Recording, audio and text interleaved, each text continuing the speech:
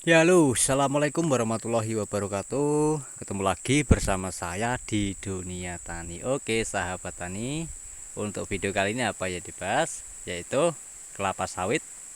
Nah, di kelapa sawit ini apa saja yang dibahas? Yaitu adalah ini, lihat. Fungsinya meninggikan titik tanam. Di video saya sebelum-sebelumnya kan sering saya bilang titik tanam ya.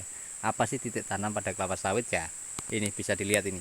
Nah, titik tanam, jadi titik tanamnya itu ditinggikan. Itu fungsinya apa? Nah, ini yang perlu diketahui bagi petani kelapa sawit ya. Jadi saya jelaskan di sini. Fungsinya untuk meninggikan titik tanam. Yang pertama, pasti tanahnya itu kan diambilnya dari sebelah sini ya, di pelepah ini ya. Itu pasti di situ akan lubang. Nah, lubang ini gunanya untuk menampung air. Nah, cadangan air dari musim kemarau saat ini ya. Apalagi ini saat ini adalah apa namanya, fenomena El Nino terjadi, yaitu kemarau panjang. Jadi kelapa sawit ini banyak yang kekurangan air ya, bisa dilihat. Tapi tidak dengan kebun kelapa sawit ini. Itu di sini tidak kekurangan air. Karena apa? Sebelum terjadi kemarau sudah diantisipasi, itu adalah lubang ini. Lubang ini fungsinya untuk menyimpan air dalam di musim kemarau nanti, ini bisa buat cadangan air. Oke, jadi fungsinya itu yang pertama.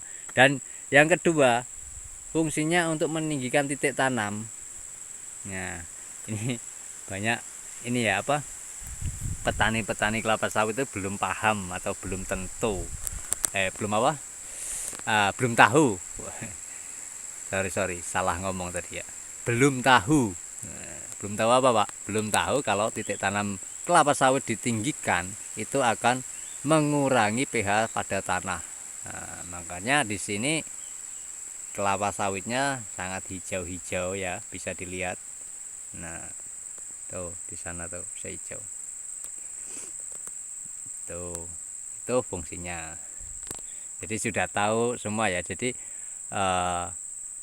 teman-teman yang sudah berpengalaman ya coba berkomentar di kolom komentar, kita sharing-sharing kayak apa. Kalau menurut kalian itu, apakah dengan cara begini kalian juga terapkan pada kelapa sawit? Nah, itu kan. Oke, ini hanya ngobrol biasa, ngobrol santai di hari Kamis ya, hari Kamis. Di video saya sebelumnya itu kan sudah saya bahas tentang apa? Cara panen yang salah ya. Jadi faktornya itu banyak untuk berpengaruh pada buah di kelapa sawit itu. Salah satunya yaitu cara pemanenannya yang salah. Kalau cara panennya salah, otomatis kelapa sawit itu susah untuk berbuah, itu pasti. Meskipun berbuah ya kecil-kecil, tidak bisa maksimal kalau cara pemanenannya salah. Tapi kalau dengan cara pemanenan yang benar, ya pasti buahnya akan besar. Tuh. Nah, bisa dilihat ya kelapa sawitnya hijau royo-royo. Menurut kalian gimana? Silahkan komen di kolom komentar ya. Dan ayo kita sharing gimana kita kembangkan untuk kelapa sawit ini. Nah, terutama di Indonesia. Indonesia ini kan kelapa sawit terbesar ya. Terbesar di Asia perkebunannya. Meskipun tidak yang pertama memulai menanam kelapa sawit, tapi yang terbesar di Indonesia. Dan seperti yang saya bilang di video-video saya sebelumnya, kalau kelapa sawit ini makin hari akan makin naik harganya. Sekarang sudah di tempat saya sudah hampir 2000 ya untuk per kilonya untuk kelapa sawit. Kalau di tempat kalian ya boleh komen di kolom komentar, silahkan. Ada berapa saja, yang ada di mana saja ya. Oke. Nah, ini sangat luar biasa. Meskipun kelapa sawit ini banyak yang memerangi itu banyak sekali. Contohnya kayak apa namanya, digantikan oleh minyak nabati untuk selain kelapa sawit dari kedelai, dari banyak ya, jagung banyak juga di situ. Tapi tetap tidak akan berpengaruh pada harga kelapa sawit. Karena kelapa sawit ini bisa dibikin tidak minyak saja, tidak migor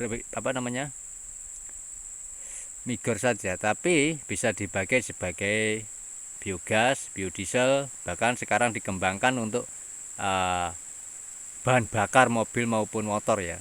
Untuk saat ini itu sedang dikembangkan. Bahkan saya pernah lihat juga itu entah benar apa salah ya, yang saya lihat itu ya dibikin bahan bakar pesawat untuk dari kelapa sawit ini. Nah, jadi peluangnya itu sangat luar biasa untuk kelapa sawit ini. Jadi mulai ya petani-petani yang baru mulai menanam kelapa sawit ya silahkan. Jangan takut nanti kalau harganya sampai jatuh kayak perkebunan di karet, itu jangan. Karena kelapa sawit ini sangat berguna. Nah, dari batang, dari pelepah, dari daun, dari limbahnya pun sangat berguna, tidak ada yang dibuang. Tuh. Oke. Semoga ini bisa menginspirasi bagi petani-petani kelapa sawit ya, terutama petani yang baru mulai menanam kelapa sawit. Nah, langkah-langkahnya apa saja ya nanti akan saya urutkan. Saya urutkan dari umur 1 tahun sampai segini tingginya itu. Nanti akan saya urutkan videonya di playlist ya tentunya. Dan saya akan buatkan itu. Oke, tidak ada rahasia-rahasia lagi. Di perkebunan yang hijau ini apa sih pupuknya Pak? Apa sih yang harus lakukan? Nah, tidak ada rahasia-rahasiaan. Jadi hanya cukup kita memakai organik, kita akan pasti menghasilkan kayak gini. Kuncinya tanaman untuk sehat, subur dan hijau itu ada pada tanah kalian. Kalau tanah kalian rusak, ya otomatis tumbuhan yang akan tumbuh juga akan sakit-sakitan. Sedangkan tanah yang sehat, subur itu pasti tanamannya akan sehat juga subur. Apapun yang tidak terlihat di dalam tanah akan jadi terlihat jika tanaman itu sudah subur. Oke, semoga ini bisa menginspirasi dan bisa diambil sisi positifnya ya video saya. Mungkin dari sini sudah cukup ya videonya. Nanti akan saya buatkan lagi dan saya akan sharing-sharing untuk perkebunan kelapa sawit ini yang sangat hijau, terutama kelapa sawit dengan metode organik ya. Metode organik ini sangat luar biasa. Contohnya di sini. Nah, meskipun 100% tidak organik tapi 95%-nya organik gitu loh. Ya, memakai pupuk kimia itu hanya saat darurat saat contohnya terserang hama kayak hama ya, nanti akan saya jelaskan di video saya selanjutnya. Oke, semoga video ini bisa menginspirasi dan bisa diambil sisi positifnya ya. Salam dari saya, petani cerdas luar biasa, petani sehat, petani kelapa sawit, salam berduri. Oke, saya akhiri. Bila ada salah kata mohon maaf sebesar-besarnya dan wassalamualaikum warahmatullahi wabarakatuh.